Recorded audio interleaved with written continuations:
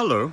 Now, every Saturday, I thought it would be interesting to try and conjure up an image of something that has struck me over the week. And today's image, it's really a multiple image. And if you go into a Greek church, you often see an iconostasis with multiple icons, and this is really what we're thinking of today.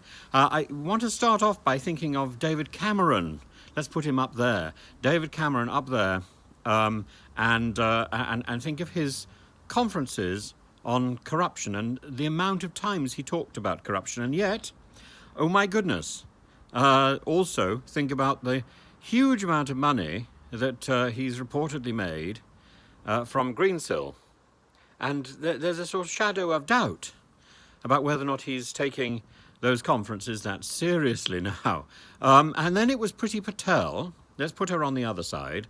And when she was at DEFRA, and she went on and on and on about bang for your buck.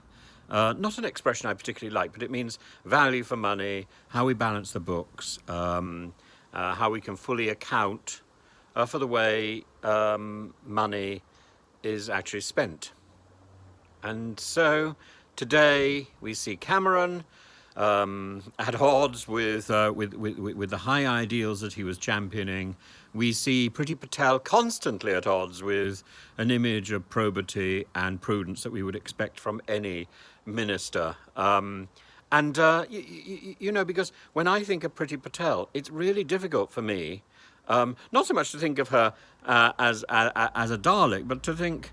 But to ignore the fact that there was this payoff to a man who had accused her of bullying, a payoff with taxpayers' money. And yet she is the person who says that we should be examining how every penny is spent. It should be transparent. And now she's taking on chums from the right wing of the party to do basic civil service jobs. Well,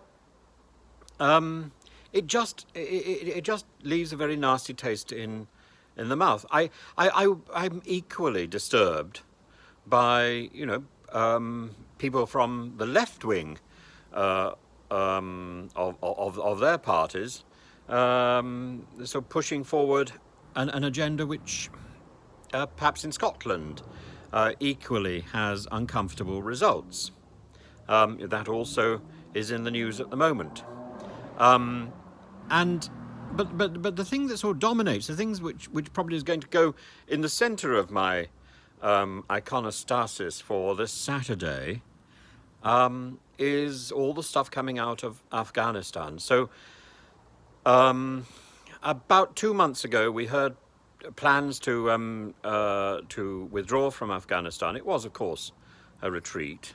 Biden pulled out his troops, and we followed very, very quickly.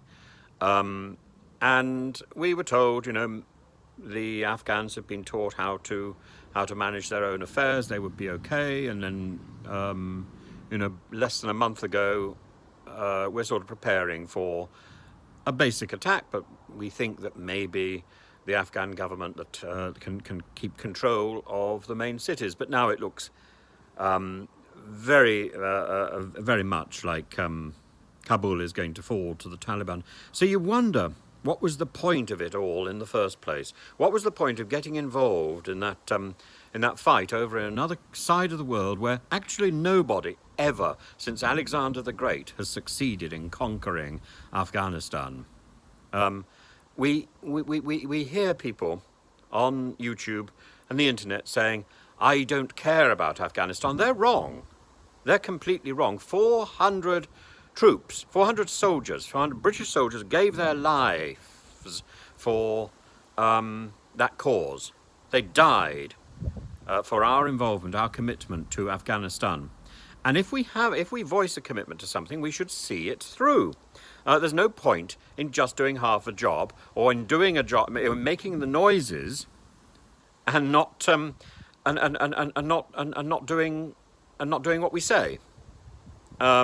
If we have a commitment against corruption, then we must be seen to be against corruption. If we have a commitment to balancing the books and making it clear where money is going, then we must be clear that that's what we do when we're given high office.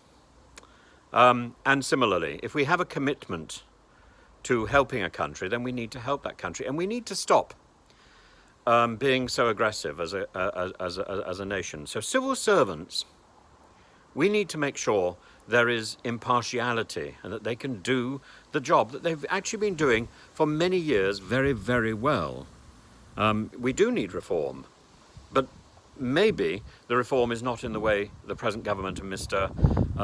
Cummings had anticipated. We need to go back to what we were doing well. We need to look at the past and learn from that example.